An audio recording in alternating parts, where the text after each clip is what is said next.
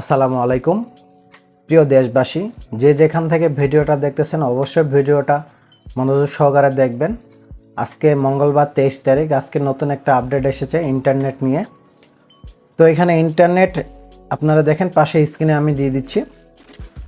Internet সেবা চালু নিয়ে যে তথ্য দিলেন পলক।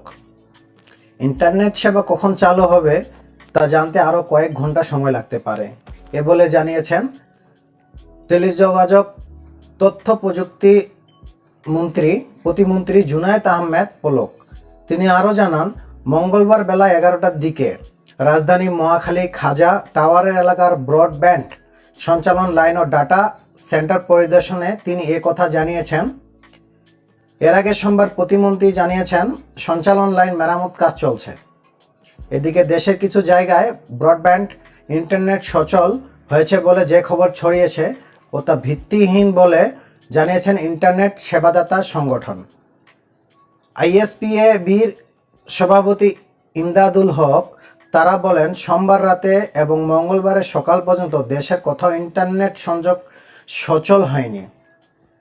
মঙ্গলবার সময় সংবাদের সাথে আলাপকালে ইমদাদুল হক জানান, দেশের কোথাও ইন্টারনেট সংযোগ সচল হলে সবার আগে সংযোগদাতাদের জানাবেন, তারপর গ্রাহকরা জানাবেন।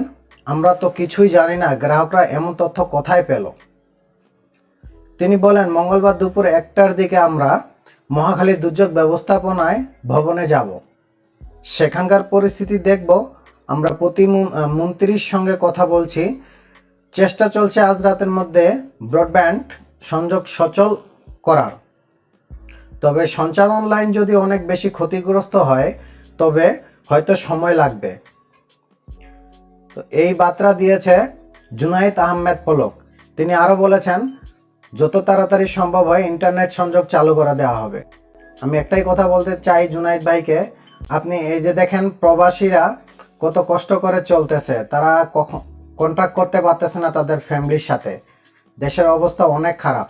তো আপনি যত তাড়াতাড়ি সম্ভব আপনি ইন্টারনেট সেবাটা অবশ্যই চালু করেন। আর এরকম ভিডিও পেতে গেলে অবশ্যই চ্যানেলটাকে সাবস্ক্রাইব করবেন, পাশে থাকবেন।